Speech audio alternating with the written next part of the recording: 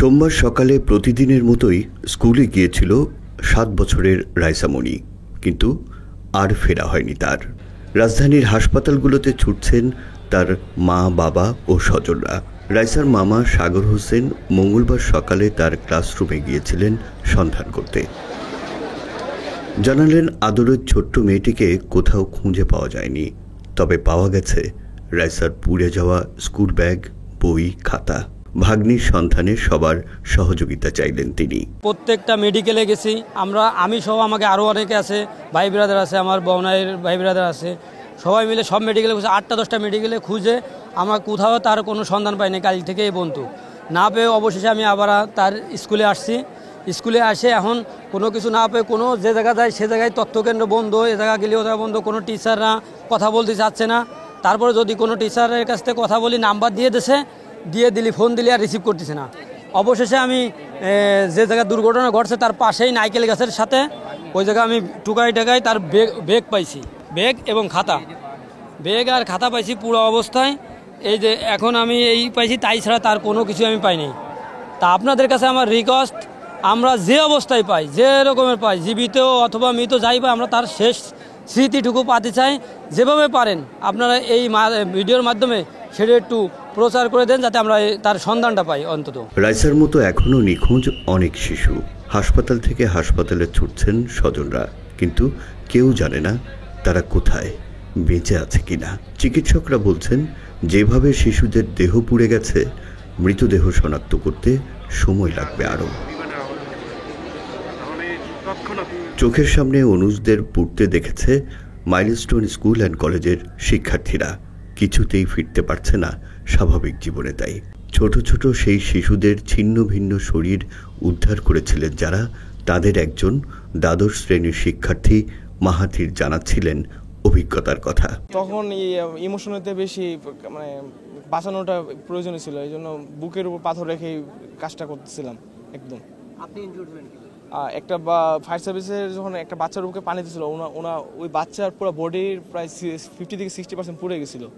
বাচ্চার বডি থেকে এমন স্মেল বেরোতেছিল, আমি কিছুক্ষণ আগে টিফিন করেছিলাম, টিফিন করে আমার বমি করতেছে আর ওকে নিয়ে হাঁটতেছিলাম। পরে তার মধ্যে টেম্পারেচার 60 থেকে 70 ডিগ্রি সেলসিয়াস।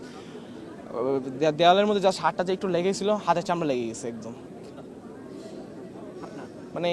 দেওয়ালের টেম্পারেচার এত বেশি যে দেওয়ালের মধ্যে পানি ঢালতেছিল, পানি বাষ্পে উড়ে যেতেছিল। এখানে ডেড বডির কথা বলছেন, যেহেতু ডেড বডিগুলো দেখার মতো ছিল না। ডেড বডিগুলো পুড়ে একদম একটা সরিটোসে একদম একটা মন্ডের মতো পরিণত হয়ে গেছিল। কি বলবো, এটা মাথা, বাচ্চাদের মাথা তো এমনি একটু হালকা, এত টেম্পারেচারের মধ্যে মাথা গলে একদম ছাই হয়ে গেছে। আর পুরো যে ক্লাসগুলোর মধ্যে আগুন লেগেছিল, একটা জায়গার মধ্যে সামান্য পরিমাণ রক্ত ছিল না, রক্ত পর্যন্ত পুরো কালো হয়ে গেছে। অনুজ সতীর্থদের হারানোর শোক এখনো কাটিয়ে উঠতে পারেনি কেউই। এর মধ্যেই মৃতের সংখ্যা নিয়ে উঠেছে প্রশ্ন। শিক্ষার্থীদের অভিযোগ, বিমান দুর্ঘটনায় নিহতদের প্রকৃত সংখ্যা আড়াল করা হচ্ছে।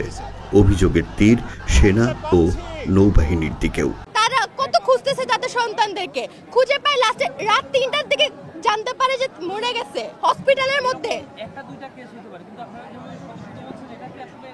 আপনারা বুঝেন যে ওখানে যে প্লেনটা যে ক্র্যাশ করলো, আপনার সামনে কিন্তু দুইটা সেকশন, একটা সেকশনে কিন্তু 30টা করে আমাদের প্রায় স্টুডেন্ট থাকে।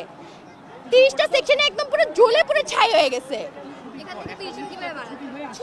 ছুটির আগে হইছে, আপনাকে ছবি দেখাইতে পারবো আমি। আমাদের ক্লাস ওখানে বসে স্টুডেন্টরা মরে গেছে, বসে পুড়ে গেছে। ওই ব্যানারে ওইখানে থেকে সব হলো হোস্টেল গার্লস, ওখানে হোস্টেলটা থাকে মেয়েরা।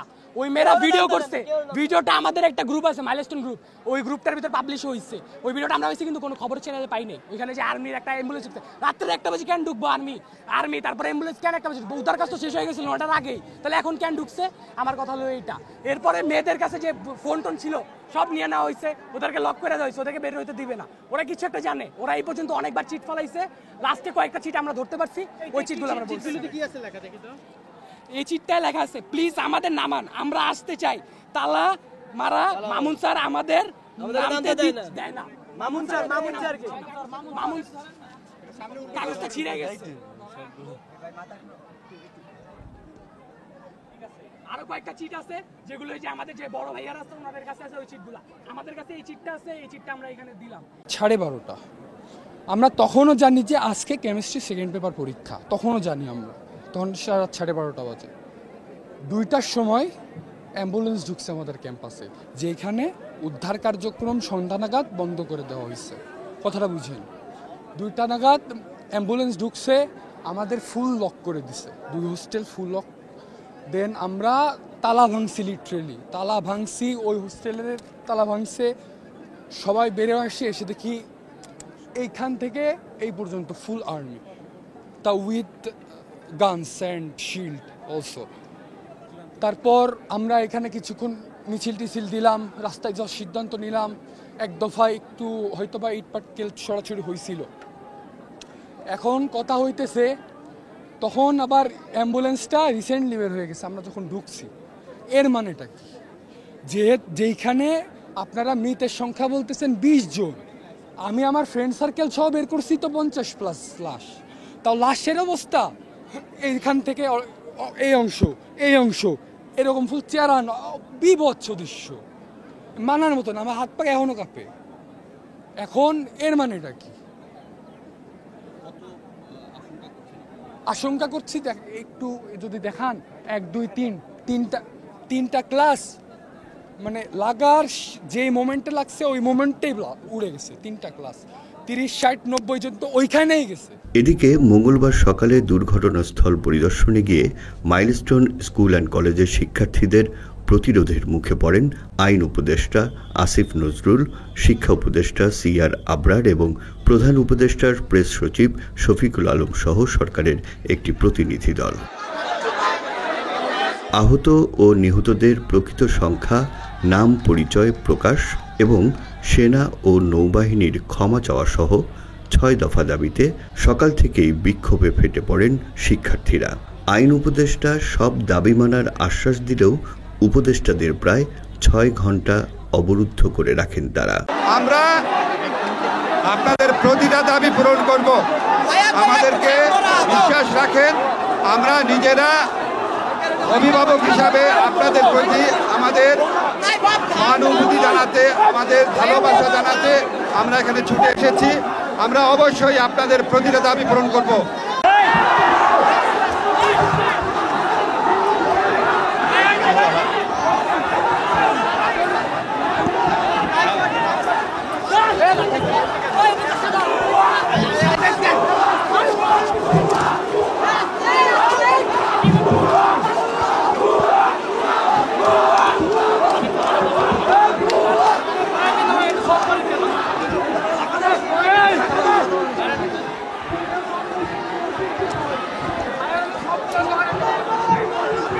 রাজধানীর উত্তরা দিয়াবাড়ি এলাকার মাইলস্টোন স্কুল অ্যান্ড কলেজের শিশু শাখার ভবনের ক্লাসরুমে বিধ্বস্ত হয় বিমান বাহিনীর একটি প্রশিক্ষণ বিমান। এ ঘটনায় মৃতের সংখ্যা 31 ছাড়িয়েছে, তবে মৃতের সংখ্যা নিয়ে রয়েছে ধোঁয়াশা। দগ্ধ অবস্থায় আরও 1/2 শিশু বিভিন্ন হাসপাতালে চিকিৎসাধীন, তাদের অনেকেই আশঙ্কাজনক। সুষ্ঠু তদন্ত ও নিহতদের প্রকৃত সংখ্যা প্রকাশের দাবি জানিয়েছেন শিক্ষার্থী ও অভিভাবকরা। রাকিব জুয়েল, বাংলা এডিশন।